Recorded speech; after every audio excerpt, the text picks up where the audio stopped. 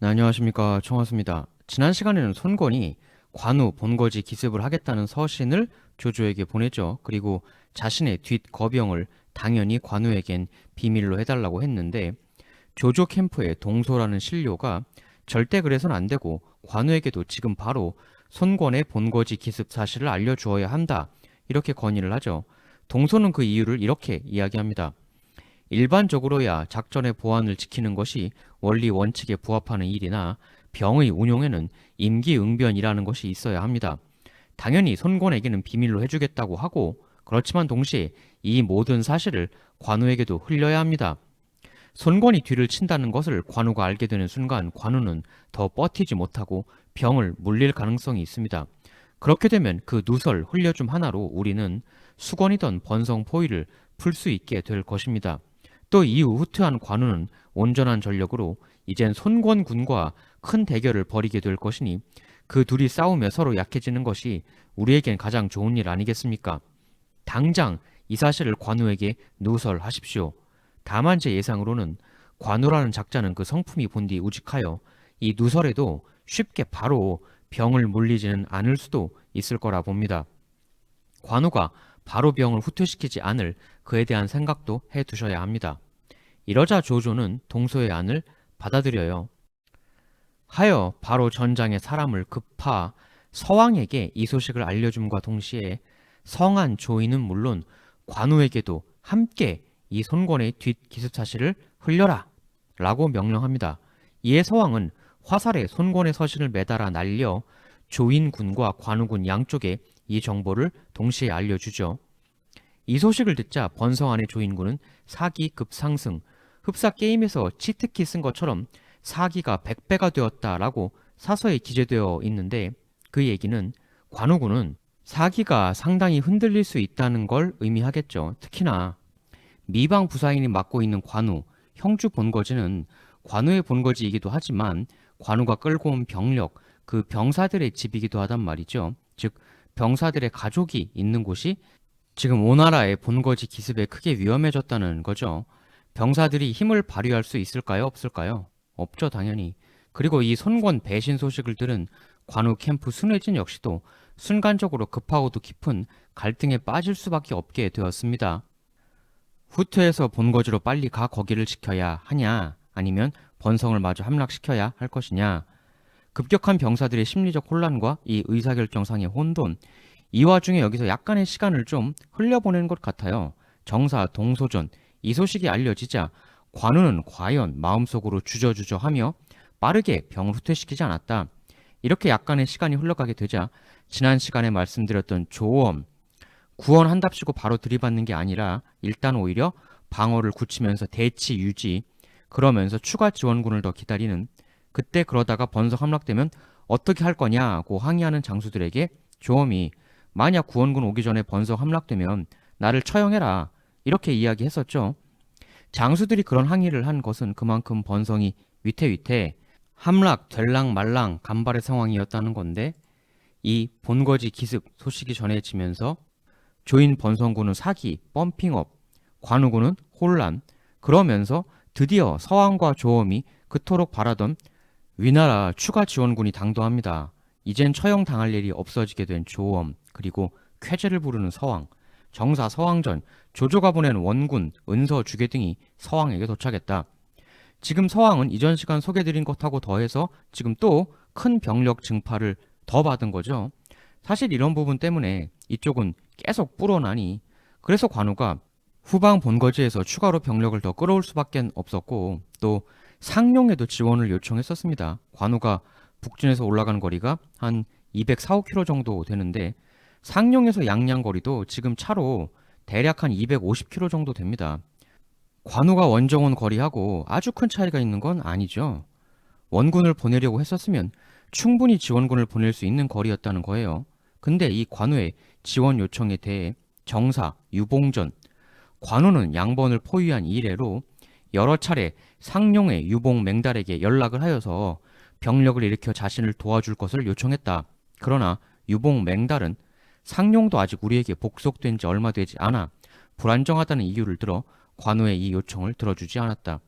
이 유봉은 다들 아시듯 유비의 양자죠. 원래 성은 구씨였는데요. 여튼 이리하여 관우는 순수히 자신이 거느리던 형주 병력만으로 계속 추가 증파되는 위나라군에 맞설 수밖에 없는 상황이 되고 맙니다. 관우 입장에서는 상대는 병력이 자꾸 불어나는데 나는 지금 올 수 있어 보이는 사람들도 어쩌니 저쩌니 하면서 안 보내주니까 엄청난 우라통이 터졌을 걸로 보여요.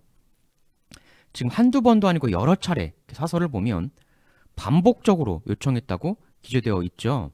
거절했는데 사람 또 보내고 또 보내고 또 보내고 했다는 겁니다. 여러 차례, 즉 관우가 얼마나 절실했었는가. 그러나 유봉 맹달은 끝끝내 미동도 하지 않습니다. 이때 유봉 맹달이 움직이지 않은 것에 대해 그들이 겉으로 내세웠던 핑계, 아직 상용을 얻은 지 얼마 안 돼서 여기도 불안하다. 이 이유도 생각해 볼 수 있고, 원래 상용이 신탐신이라고 해서 두 형제가 상용의 호족으로 여기를 장악하고 있었어요. 근데 유봉 맹달이 이 두 형제를 직접적인 전투를 통해서 패배시킨 것은 아니고 정사 유봉전 219년 맹달이 진군하여 상용을 공격하려고 하자 유비는 맹달 혼자서는 어렵다고 보고 유봉을 보내 맹달의 군을 통솔하여 상용을 같이 공격하도록 했다. 이에 상용 태수 신탐이 사람들을 이끌고 와 항복하였다. 이게 지금 관우북보라고 시기 차이가 많이 없어요. 관우북보로 올라가기 직전에 이루어진 일입니다. 이들 입장에선 이런 딜레마가 있었을 거예요. 지금 상용 내에 그 신탐 형제 플러스 유봉 플러스 맹달 이렇게 세 부류의 거두들이 있는 건데 만일 관우 지원을 나간다면 대체 누가 남고 누가 가야 하는가?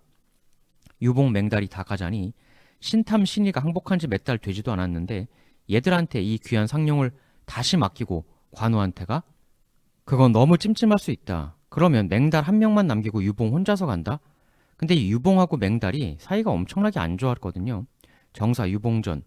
유봉과 맹달은 늘 다투며 화합하지 못했고 그래서 급기야 유봉이 맹달의 군악대를 빼앗기도 했다.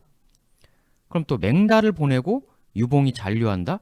그럼 아직 100% 신뢰가 안 가는 신탐 신이 형제하고 유봉 혼자 남는 건데 그것도 유봉은 싫겠죠. 불안하고. 그럼 믿을 수 없는 신탐 신이 형제를 관우한테 보내?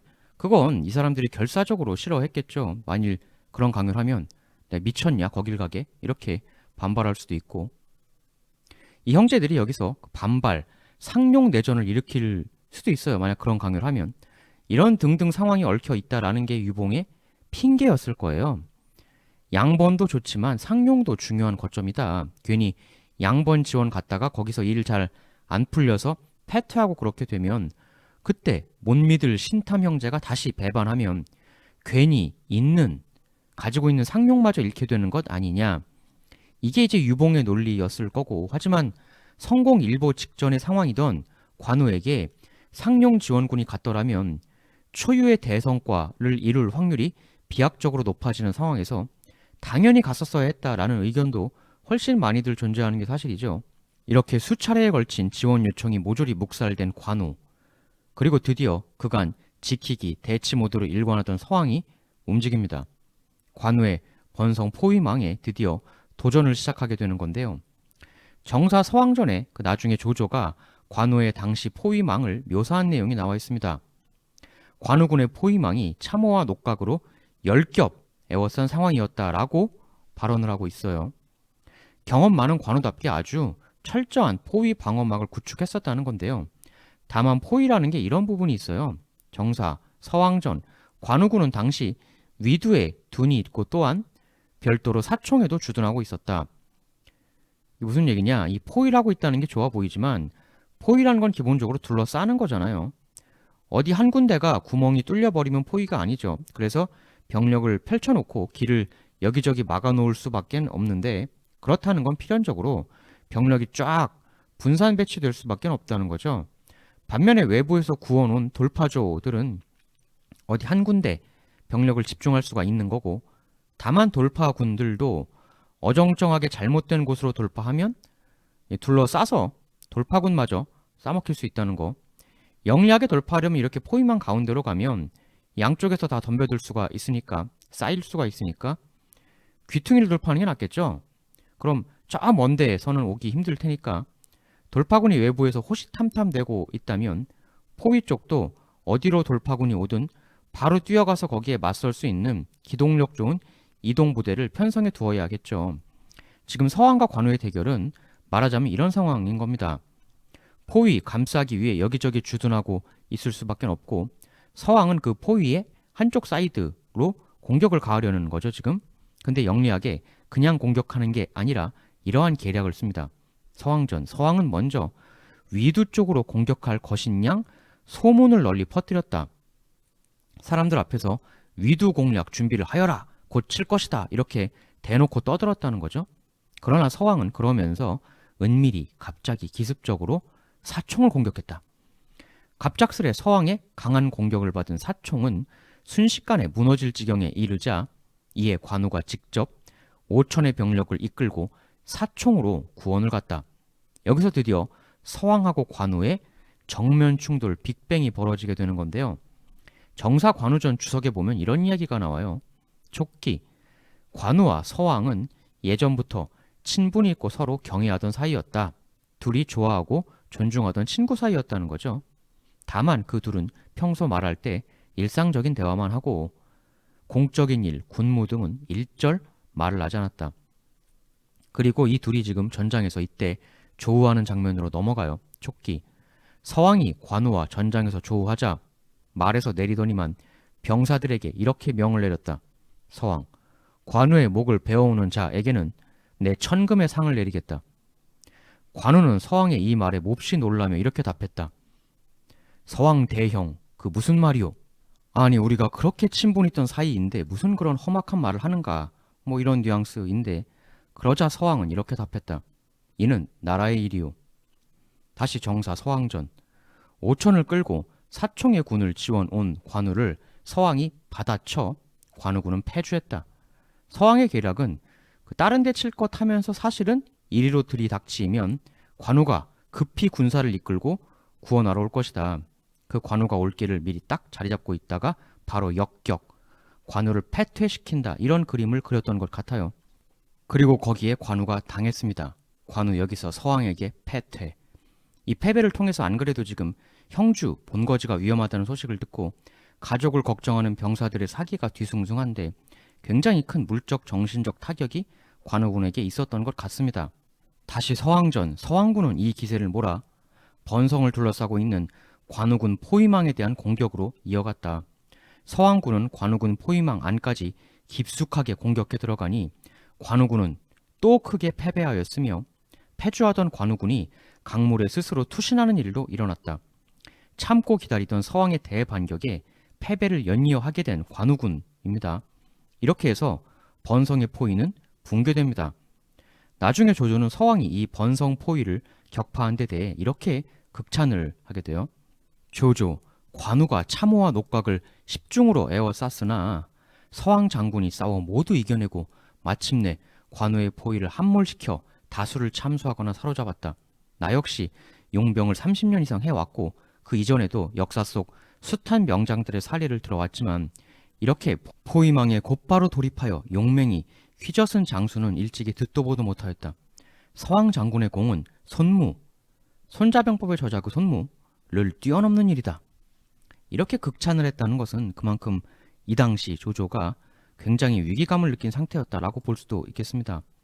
서왕에 의해 크게 밀려나게 된 관우, 하지만 이 패배는 아직까지는 절반의 패배였죠. 정사 조엄전, 북쪽에서 위나라 지원군이 도착하자 서왕 조엄은 그들과 힘을 합쳐 관우군을 크게 공격했다. 이에 관우군 군사는 번성에서 물러났으나 번성 포위는 풀렸으나 총나라의 배가 강물을 아직 장악하고 있어서 양양, 남쪽에 있는 양양성과는 일절 연락이 되지 않았다. 그러니까 지금 위에 있는 번성 포위는 해체시켰는데 그러자 이후 관우는 강 남쪽으로 내려간 거죠. 그런데 원래 예전 상황은 이랬던 거잖아요. 지금 이 광대하게 물 잠겼던 지역은 관우가 준비해온 수군 배에 의해 장악이 되었었던 거고, 그래서 물이 빠진 이후에도 지금 번성에선 쫓아냈지만 아직도 이런 상황으로 지금 남아 있었다는 거죠. 육지에선 패해도 배는 살아 있으니까, 즉 번성은 풀었지만 양양하고는 일절 연락이 안 된다. 양양 포위는 아직은 살아 있다, 이겁니다. 여기서 관우는 이제 선택의 기로에 놓이는 거죠.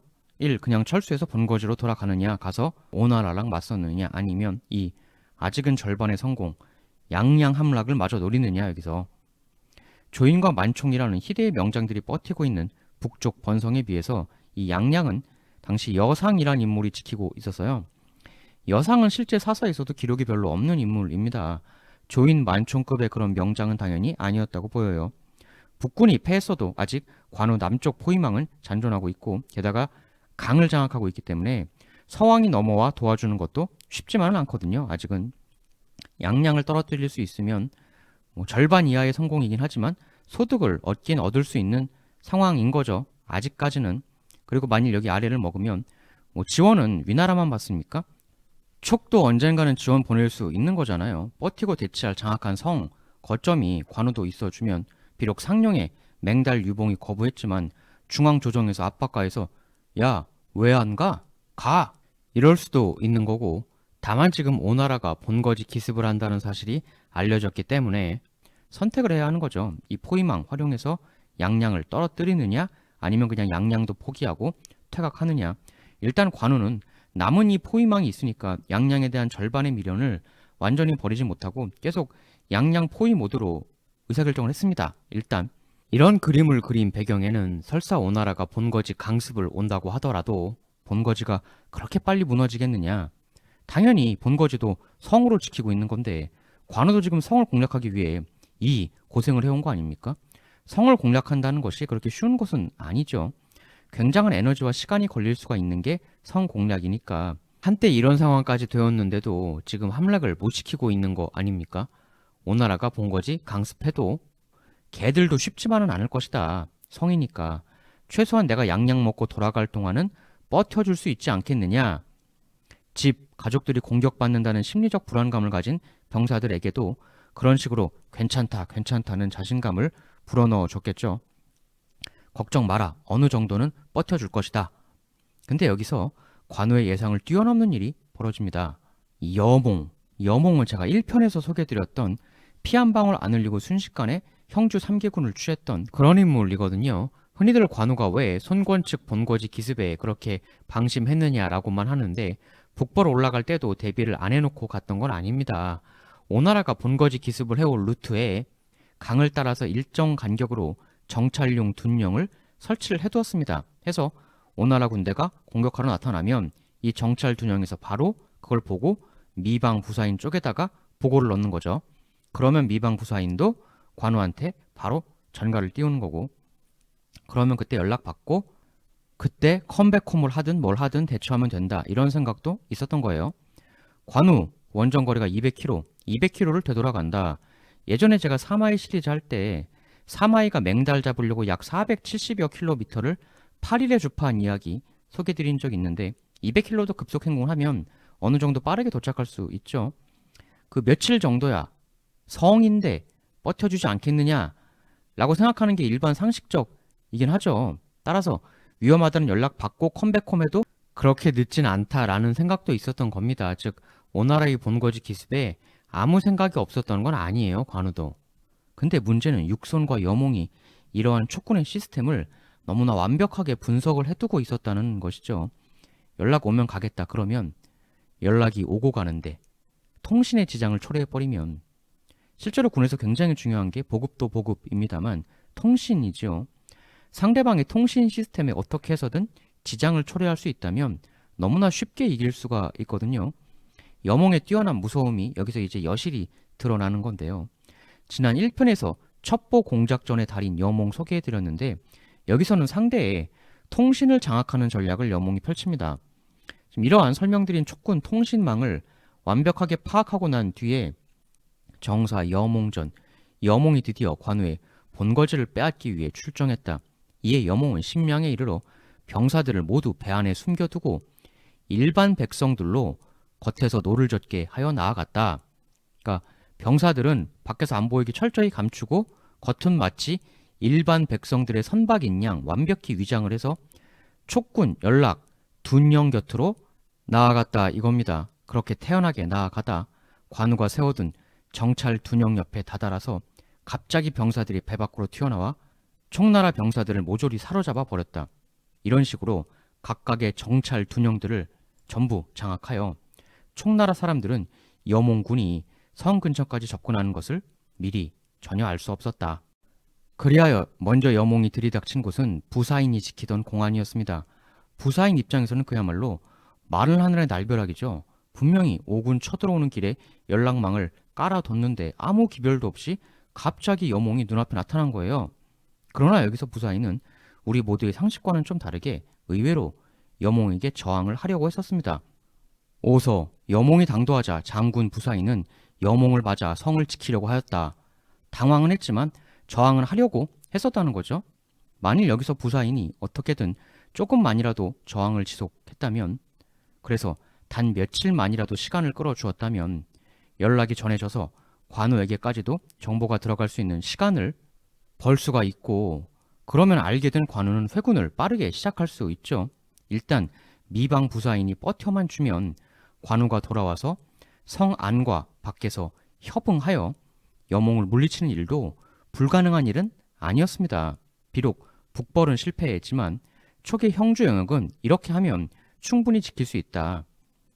그런데 문제는 그 사실을 여몽도 너무나 잘 알고 있었다는 점이죠. 관우가 돌아올 만한 시간을 주어서는 안 된다. 부사인의 저항도 여몽에게는 사실은 다 상정 범위 내였습니다. 여기서 여몽은 저항하려는 부사인에 대해 준비해온 하나의 카드를 뽑아들게 됩니다. 이후 이어지는 이야기 다음 편에서 계속 이어나가도록 하겠습니다. 감사합니다.